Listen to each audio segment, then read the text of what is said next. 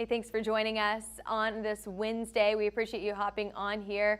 I'm meteorologist Taylor Cox here with Hail Trace. And just one quick note before we get started with the forecast today, we do want to recognize that it is 9/11, and we understand that there is a lot of remembrance today and a lot of moments for remembering. We, of course, will never forget what happened on 9/11, but I do want to also note that we are here to tell you your forecast. So we're going to jump right into that today, but I did want to note and recognize all of those who have served and lost their lives before we jump into that forecast today.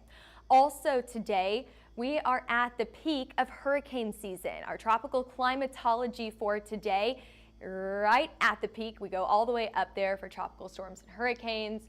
Hey, hurricanes and major hurricanes usually peak just a little bit earlier on, but we do see today as the peak of hurricane season. And we have a hurricane making landfall today. So getting right into those headlines right now, Francine is making landfall today. Hurricane force winds and storm surge is expected as we head into the afternoon hours, including or in addition to that tornado threat across the south and east. We will see occasional tornadoes with some of these outer bands from the hurricane. And we also have a hail and flood risk across the northwest. So not only are we focusing on those storms farther down to the south and east, but we are also looking at storms up to the north and west. Before we jump into the forecast here, we are going to be at the Texas Roofing Conference today through Friday. That is September 13th down in Irving, Texas. I think today there's like some pre-conference activities, and then tomorrow is whenever the full conference kicks off. If you're heading down to Irving, Texas, come see us. We'll be at booth 140. Frank will be there. He'll be talking about exclusive deals for annual plans only during this show. So make sure that you see Frank. And if you are headed to the Texas Roofing Conference, head over to our Facebook. We have an event there. Let us know that you're coming. Check in and tell us that you're coming there. Alrighty, taking a look at yesterday's storm reports. Obviously, a lot more activity going on today, but yesterday we did see just a few wind damage reports out to the west, maybe western Colorado. I think we had a few more, possibly in Utah, maybe. Oh, it's not going to pop up right now. But yeah, I know that we had a few wind damage reports out to the west here and the western side of the Rockies. Other than that, we were pretty quiet across the U.S. Today, it's a different story. Not only do we have more activity across the west, but of course, what everyone has their eye on today is that Hurricane Francine, farther down to the south and east, expecting to make landfall in Louisiana this afternoon. Pretty dry right now across our New England states. We've got a few showers and storms across Florida and into the Panhandle. There's Hurricane Francine. You can see the eye, and we'll get into more details on Francine in just a few minutes. But we also have showers and storms across the northern Rockies, and that will cause hail and wind damage or potential wind damage today, and we'll get into that. We're pretty dry across Oklahoma right now. If you're watching from Oklahoma, thanks for tuning in. Oklahoma City at 83, 77 down in Dallas, 84 out in Chandler. Let's see our other temperatures here, 70, 76, 84 in Rockwall. I bet it all depends on if you get rain or not. Some of those lucky people out there have gotten a few clouds and showers that have cooled those temperatures down. But if you head farther out to Decatur, temperatures are at 82, so a little bit warmer for places that have a little bit more sunshine. Factor in the humidity here, and I really don't see anyone who's too terribly warm except for down in southern Florida, where we have hit the triple digits today. The rest of us looking pretty comfortable in the 70s and 80s, and even a few 60s farther off to the north and west. Enjoy it while it lasts, because temperatures will be back into the 90s for a lot of us this weekend, and we'll get into that in just a minute. But I do want to show you that next chance for showers and storms. Don't pay too much attention to the northern plains here. Look a little bit farther out to the west near the northern Rockies. That is your next chance for some stronger storms later on today. We, of course, also have that instability farther down to the south, but that's kind of a whole different thing that we'll talk about in just a few minutes. Let's get into that hail forecast model. That is exactly that area I just pointed out, exactly the area that you want to be watching for that next chance for strong to severe storms with larger hail and high wind speeds. That'll be through Idaho all the way up to Montana, and then on the western side of Wyoming. So that's where we're watching for some of those stronger storms today. That's kind of your classic strong to severe thunderstorms, a few of those, especially if they can be isolated or what we like to call discrete. You can see some larger hailstones from this. I didn't go too large today. I think I went about 1.25 inches, just larger than the size of a quarter. Taking a look at the radar here, a big overview. The main places to get rain today will be farther out to the west, where we do have some of those cooler temperatures along the west coast. Chance for strong to severe thunderstorms up to the northern Rockies. And then, of course, we have all of that tropical activity farther down to the south. Let me get you hour by hour here. Oh no, we're going right into our hail forecast, and then we'll go hour by hour. Okay, so I mentioned some of those smaller hailstones are definitely possible. I have us at a low risk to get quarter to maybe even larger than the size of a quarter size hailstones, anywhere from Jackson all the way up to Great Falls, and then even off to Boise, Idaho. So a pretty decent area here. The chance for stronger wind is a little bit wider across parts of Montana and even parts of Wyoming. I do think that wind and that flooding risk are going to be the biggest risks today. So while the hail risk stays low, that doesn't mean you can't see some stronger wind speeds and also a high risk for flooding. I know there's some burn scars in this area, and so anytime that you get a decent amount of rain on top of those burn scars, you're going to see a higher chance for flooding in that area. So that's what we're watching for today. I didn't bring our max forecast size up too much. I wanted to do 1.25 inches. We don't have that on our map here. So I went on the smaller side and did 1-inch size hail for today. There you go. There's your hour by hour. Showers and storms continue from today from right now into the late night hours tonight, expanding and becoming a little bit more widespread as we head into the afternoon and evening hours, but starting to die down, starting to lose a lot of that oomph later on this evening. All right, now let's get into that hurricane forecast. We're going to go focus all on Francine right now. We do have a good chance right now for some stronger winds as this continues to approach landfall. We're expecting landfall later on this afternoon, so we still have another 4 or 5, maybe 6 or 7 hours, kind of depending on what happens just off the coast here. You can see that we've already got some watches and warnings in place here. This is your reflectivity, what is happening right now. Now, one thing to note here is that the radar is having some trouble picking up the showers and storms on the other side of this eye wall here, but you can see the eye. It's pretty defined from radar reflectivity. However, you can't see it too much on satellite, but we do have some showers and storms on the other side here. The radar is just kind of having trouble digging through all of this rain and clouds and making it to the other side of that eye wall. We're going to see that a little bit better as we go throughout the next few hours here, but this is your current view. You can see all of that rain that they're getting in Morgan City right now. Morgan City is basically in the direct path of that eye. We have hurricane warnings in effect right now, watches as well as high wind and surge warnings as well in place.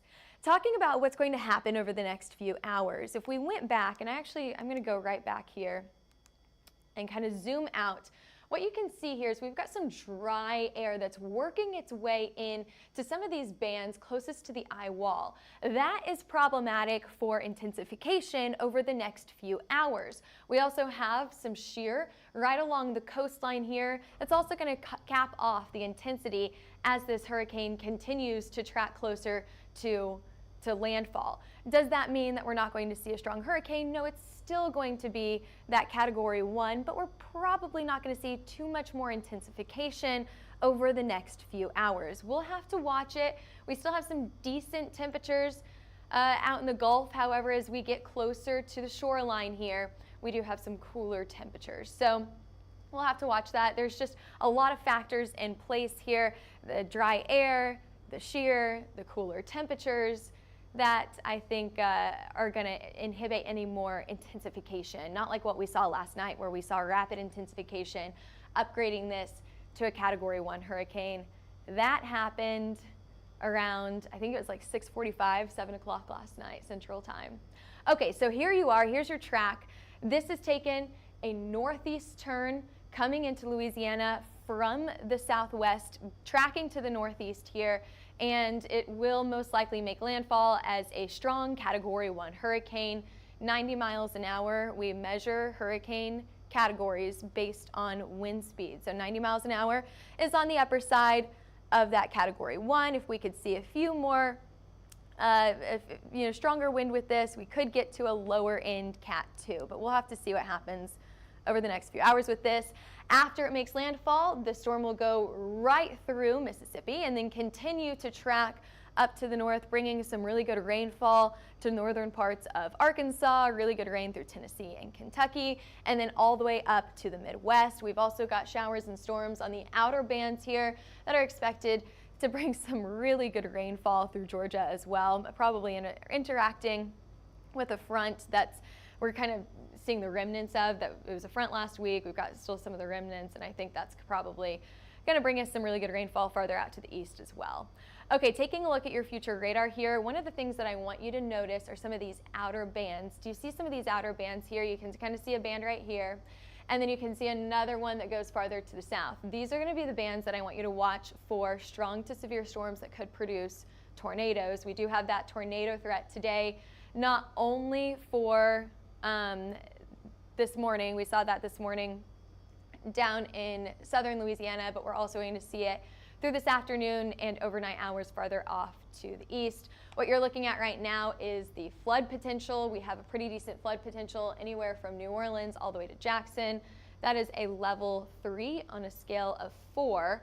And then we have a level 1 that goes all the way up as far north as Memphis. So we're going to see a lot of rain in that area.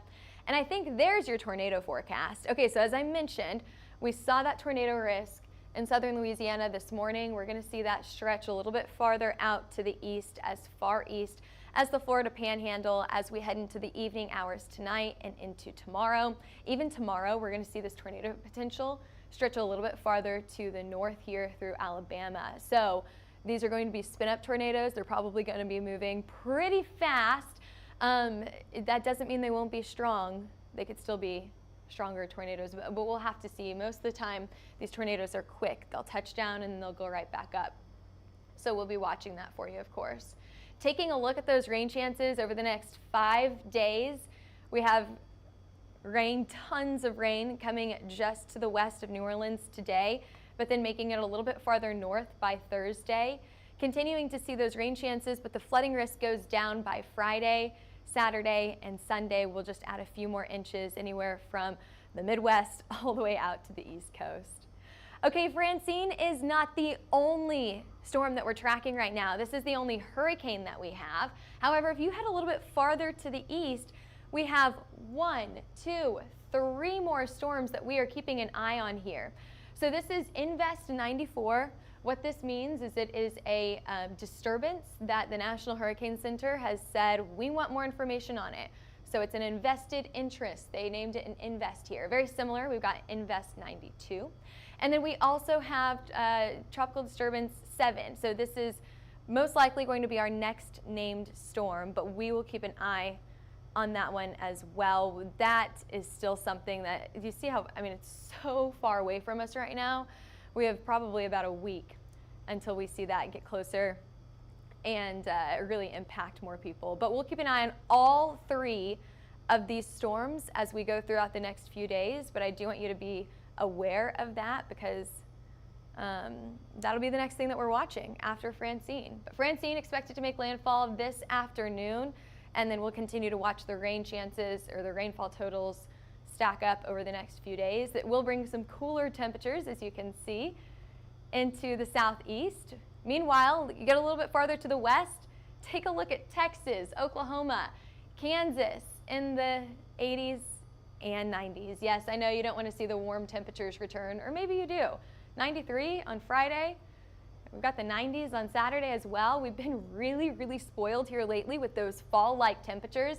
And here we are with summer making its return, coming back for revenge. That's always how we see those temperatures go up and down in the fall. Summer always kind of makes its way back in and says, hey, I'm still here. I'm still here. Okay, we are going to be doing another live. If you've been following us on Facebook, YouTube, or Twitter, you've been seeing the lives that we've been doing with Derek over the last few days. Derek is our CEO here at Hail Trace. He gives great insight into the hurricane activity, what's happening, and the forecast for that as well. So we're going to be doing that this afternoon, right around landfall, about 4 o'clock this afternoon Central Time. Facebook, YouTube, and Twitter is where you can watch that.